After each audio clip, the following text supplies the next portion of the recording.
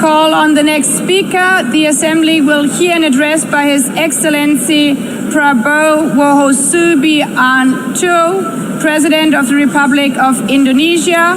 I request protocol to escort His Excellency and invite him to address the Assembly.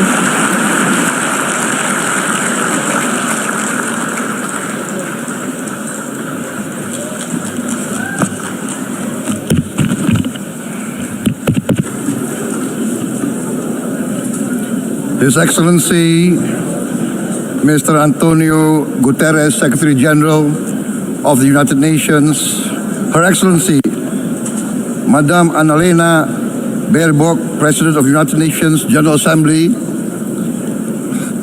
His Excellency, Mr. Moses Abelian, Under-Secretary General for General Assembly and Management, Excellencies, Heads of States, Heads of Governments, distinguished delegates, ladies and gentlemen.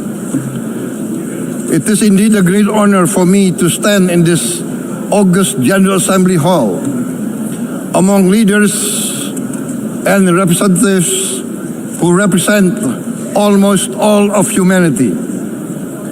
We differ in race, religion, and nationality, yet we gather together today as one human family. We are here first and foremost as fellow human beings, each created equal, endowed with unalienable rights to life, liberty, and the pursuit of happiness. The words of the United Nations Declaration of Independence have inspired democratic movements across continents, including the French Revolution, the Russian Revolution, the Mexican Revolution, the Chinese Revolution, and Indonesia's own struggle and journey to freedom. It also gave birth to the Universal Declaration of Human Rights, adopted by the United Nations in 1948. All men are created equal was the creed that opened the way to unprecedented global prosperity and dignity. And yet, in our own era of scientific and technological triumphs, an era capable of ending hunger, poverty, and environmental ruin, we also continue to face today grave dangers, challenges, and uncertainties. Human folly, fueled by fear, racism, hatred, oppression, and apartheid threatens our common future. My country knows this pain. For centuries, Indonesians lived under colonial domination, oppression, and slavery. We were treated less than dogs in our own homeland. We Indonesians know what it means to be denied justice and what it means to live in apartheid, to live in poverty, and to be denied equal opportunity.